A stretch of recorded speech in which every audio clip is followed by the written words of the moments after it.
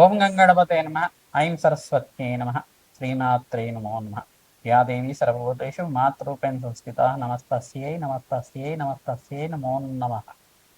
ఓం నమ శివాయ. శివాయ గురవే నమ. క్లీం కృష్ణాయ గోవిందాయ గోపీజనవల్లభాయ శ్రీకృష్ణ పరబ్రహ్మణే పరంజ్యోతిషే నమ. క్రీం క్లీం మహాకాళికాయ నమ. ఓం నమో భగవతే కాళభైరవాయ నమో నమ. శ్రీరామ జయ రామ జయ జయ రామ రామాయ నమో. జయ గురు దత్తాత్రేయాయ నమ. గ్రామ దత్తాత్రేయాయ నమ. యూట్యూబ్ ప్రేక్షకులకు అందరికీ కూడా నమస్కారం అండి.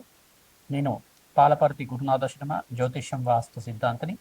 మీకంతా కూడా గోచారరీత్యా గ్రహాల యొక్క స్థితిగతి కలీక వాటి ప్రభావం అంతా కూడా విశ్లేషణ చేయడం జరుగుతుంది. ప్రధానంగా చూసుకుంటే ఈరోజు చెప్పబోయే టాపిక్ ఏంటంటే ఈ యొక్క రాహుకేతు ప్రభావం వల్ల జాతకరీత్యా జన్మజాతక వశాత్తు కొంతమందికి అంతా కూడా రాహుకేతులు ఈ స్థానంలో ఉంటే కనుక దోషకారిగా ఉంటారు. ఏ స్థానాలు అని చెప్పేసి అంటే ప్రధానంగా చతుర్థ స్థానము, అష్టమ స్థానం అని చెప్పేసి అంటారు. జాతకరీత్యా ఎవరికైతే కనుక ఈ స్థానంలో రాహువు కానీ కేతు కానీ సంచారం చేస్తుంటాయి లగ్నవశాత్తు, దాన్నంతా కూడా చతుర్థ స్థానంలో రాహు కానీ కేతు కానీ సంచారం చేస్తే ఏ లగ్నమైనా ఉండొచ్చు, ఏ రాశి అయినా కావచ్చు, ఎవరైనా కానీ దీనికి ఆ దోష ప్రామాణికం అనేది చెప్పడం జరుగుతుంది. ఏంటిదంటే దానికి చతుర్థ స్థానంలో అయితే కనుక మాతృమూలకమైన పితృశాపం, మాతృమూలకమైన పితృదోషం అని చెప్పేసి, మరి అష్టమ స్థానంలో రాహు కానీ కేతువు కానీ సంచారం చేసి ఉంటే దాన్ని స్త్రీ శాపం అని చెప్పేసి దాన్నంతా కూడా ప్రామాణికంగా చెప్పడం జరుగుతుంది. ప్రధానంగా చూసుకుంటే ఈ యొక్క అష్టమ స్థానంలో కేతు సంచారం చేసిన, ఈ యొక్క చతుర్థ స్థానంలో రాహు సంచారం చేసిన దాన్ని పితృదోషం కింద అంటారు. మరియు చతుర్థ స్థానం అంతా కూడా మాతృమూలకమైన స్థానం అని చెప్పడం జరుగుతుంది. అష్టమ స్థానం అంతా కూడా దీర్ఘ సుమంగళ యోగము, సౌభాగ్య స్థానము, అష్టమ స్థానం అనేది ఆయుస్థానం అని చెప్పేసి చెప్పడం జరుగుతుంది. ఆకస్మిక ధనలాభాన్ని ఇచ్చే స్థానంగా చెప్తుంది, మరియు ఆకస్మిక ధన వ్యయాన్ని ఇచ్చే స్థానంగా చెప్పడం జరుగుతుంది.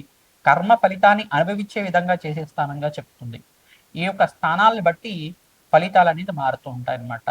ఈ యొక్క లగ్నవశాత్తు మీరు చూసుకోవాల్సి ఉంటుంది. మేషాది ద్వాదశ రాశుల వాళ్ళకి ఇప్పుడు చెప్పబోయే టాపిక్ ఏంటంటే స్త్రీ శాపం కానీ మాతృమూలకమైన పితృదోషం కానీ ఉంటే కనుక, మాతృమూలకమైన పితృదోషం కానీ మాతృమూలకమైన మాతృశాపం కానీ ఉంటే కనుక ఈ యొక్క జన్మజాతకంలో మీకు అంతా కూడా ఆలస్య వివాహం అవడం కానీ, లేకపోతే ఆలస్య సంతానం అవుతుండడం కానీ, ఈ యొక్క ఎదుగుదల లేకపోవడం కానీ, వృత్తిలో కానీ ఉద్యోగంలో కానీ ఎంత ప్రయత్నం చేసినా అనుకున్న స్థాయిలో ఎదుగుదల లేకపోవడం, ఆర్థికంగా కుంగిపోవడం, ఆర్థికంగా నష్టపోవడం కానీ జరుగుతూ ఉండడం, ప్రధానంగా ఆస్తి నష్టం పోవడం మీకంతా కూడా జరుగుతూ ఉంటుంది.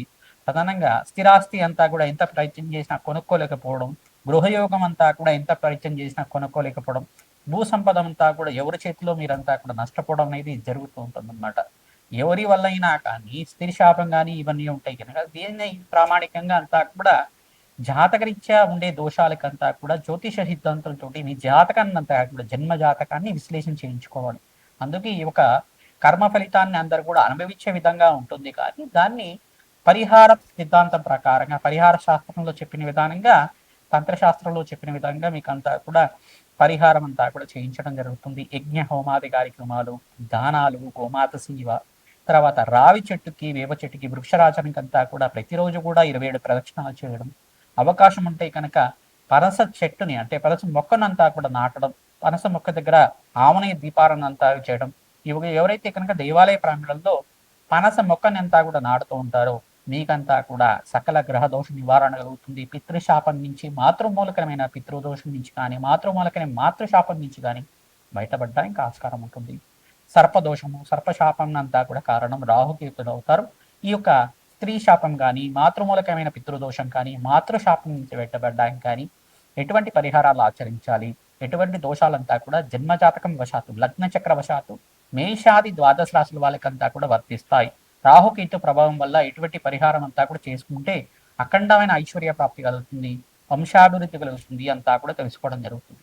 మేషరాశి జాతకులకి మీ జన్మజాతకంలో కనుక రాహుకేతులు ఈ స్థానంలో ఉంటే కనుక దీన్ని కాలసర్ప దోషం కానీ, లేదు అంటే కనుక ప్రధానంగా అష్టమ స్థానంలో కనుక రాహు ఉండి చతుర్థ స్థానంలో కనుక కేతు ఉంటే దీన్నంతా కూడా స్త్రీ శాపము, మాతృమూలకమైన పితృదోషం అని చెప్పేసి అంటారు.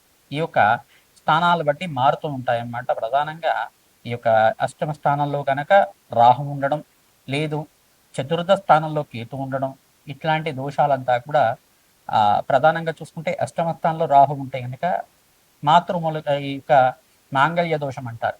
మరి ఈ యొక్క మాంగళ్య దోషానికి పరిహారం ఏంటిదంటే ప్రతినిత్యం కూడా మీరు సువాసిని అర్చన విధానం మంగళవారం రోజున, శుక్రవారం రోజున, గురువారం రోజున ప్రతినిత్యం కూడా ఆచరిస్తూ ఉండాలి. మంగళగౌరి దేవి ఆరాధన చేసుకోవడం, దీర్ఘ సుమంగళి యోగం కోసం అని చెప్పేసి ప్రతినిత్యం కూడా సువాసిని నోములు అనేది చేస్తూ ఉండడం వల్ల దీర్ఘ సుమంగళి యోగం చూపిస్తుంది. అఖండమైన సర్వ సౌభాగ్యాలు లభిస్తాయి.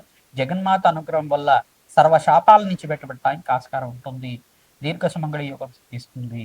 ప్రతినిత్యం కూడా రావి చెట్టు, వేప చెట్టు ప్రాంగణంలో ఆవునేతు దీపారాధన కానీ మీరంతా కూడా ప్రతినిత్యం కూడా చేయడం, ఖడ్గమాల స్తోత్రాన్ని పఠనం చేసుకోవడం వల్ల జన్మజాతకంలో ఉండే ఈ రాహుకేతులు అష్టమ స్థానంలో, చతుర్థ స్థానంలో ఉండే రాహుకేతు దోషాలంతా కూడా నివారణ అవుతుంది. ఈ యొక్క చతుర్థ స్థానం అంతా కూడా చూసుకుంటే మాతృస్థానం అంటారు. అష్టమ స్థానం అంతా చూసుకుంటే దీర్ఘ సుమంగళ యుగం మాంగళ్య స్థానం అంటారు.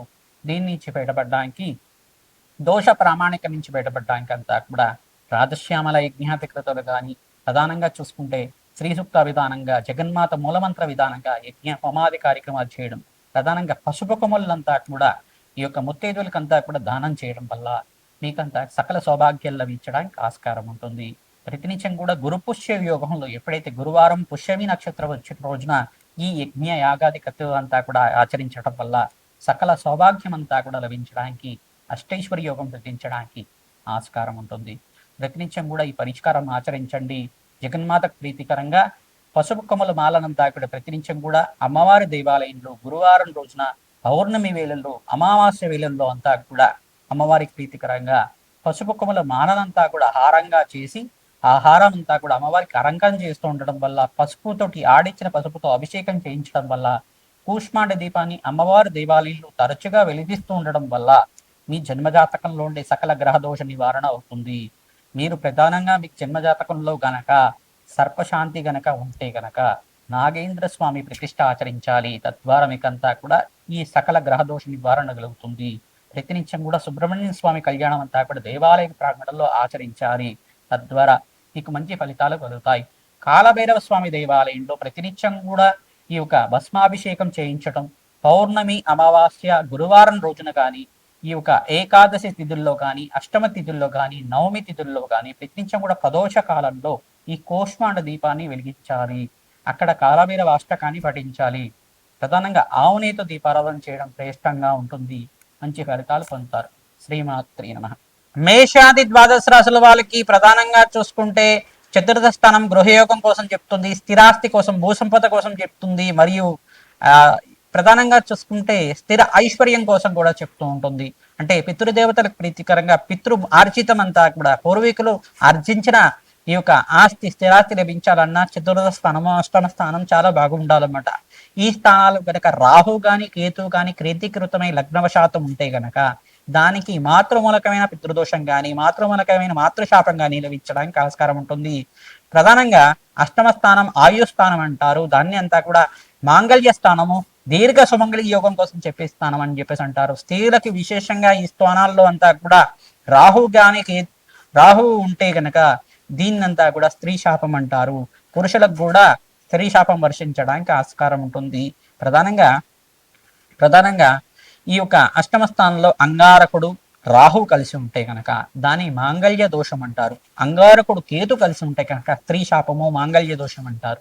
దీని నుంచి బయటపడడానికి ప్రతినిత్యం కూడా సువాసిని ఆచరణ విధానం ఆచరించడం, ప్రతినిత్యం కూడా దేవతా కళ్యాణం ఆచరిస్తూ ఉండాలి. శివపార్వతుల కళ్యాణం పుణ్యక్షేత్రంలో, శ్రీశైల ప్రాంగణంలో అంతా కూడా చేసుకోవడం వల్ల సకల దోషాలు, సకల శాపాల నుంచి బయటపడడానికి ఆస్కారం ఉంటుంది. సుబ్రహ్మణ్య స్వామి కళ్యాణం అంతా కూడా కృత్తిక నక్షత్రం షష్ఠి తిథి రోజు మంగళవారం వేళల్లో కానీ, ప్రతినిత్యం కూడా గురువారం వేళల్లో కానీ ఈ యొక్క కళ్యాణం, సుబ్రహ్మణ్య స్వామి కళ్యాణం అంతా కూడా ఆచరించడం వల్ల సకల శాపాల నుంచి బయటపడడానికి, సకల దోషాల నుంచి బయటపడడానికి ఆస్కారం ఉంటుంది. పుణ్యక్షేత్ర దర్శనాలు ఆచరించాలి. ప్రధానంగా దత్తాత్రేయ పుణ్యక్షేత్రాలు కానీ, ప్రధానంగా శ్రీకృష్ణ పరమాత్మ యొక్క పుణ్యక్షేత్రాలు కానీ, ఈ యొక్క అరుణాచలం పుణ్యక్షేత్రం కానీ, శ్రీశైల పుణ్యక్షేత్రం కానీ, కాశీపట్నం కానీ, ప్రధానంగా కాశీ పుణ్యక్షేత్రంలో కానీ మీరంతా కూడా అన్నదానం చేయించడం వల్ల, అభిషేక హోమాది కార్యక్రమాలు ఆచరించడం వల్ల సకల సౌభాగ్యాలు లభించడానికి ఆస్కారం ఉంటుంది. దేవి భాగవతాన్ని పారాయణం చేస్తూ ఉండాలి. సువాసిని అర్చన విధానం చేస్తూ ఉండాలి. దేవి భాగవతాన్ని అందరూ కూడా పారాయణం చేస్తూ ఉంటే గనక ప్రవచనాల్లాగా వింటున్నా కానీ దేవి భాగవతంలో అమ్మవారి చరిత్ర అంతా కూడా ఉంటుంది. తద్వారా అమ్మవారి అనుగ్రహం అంతా కూడా శీఘ్రంగా లభిస్తుంది. మీకంతా కూడా సకల దోషాల నుంచి బయటపడి శీఘ్ర కళ్యాణ యోగం సిద్ధిస్తుంది. సకల శాపాల నుంచి బయటపడడానికి మీరంతా కూడా ఈ కార్యక్రమాలు చేయాలి. ప్రధానంగా శాంతి హోమాది కార్యక్రమాలు చేయాలి. ప్రధానంగా రాజశ్యామల యజ్ఞాధికృతులు, మాతంగేశ్వరి మూలమంత్ర జపాలు, తర్వాత బగలాముఖి శాంతి హోమాది కార్యక్రమాలు, కమలాత్మికా దేవి మూలమంత్ర జపాలంతా కూడా ఆచరించడం వల్ల జన్మజాతకంలో ఎటువంటి ప్రబలమైన దోషాలు ఉన్నా కానీ పరిహారం అవడానికి ఆస్కారం ఉంటుంది. శ్రీమాత్రే నమః.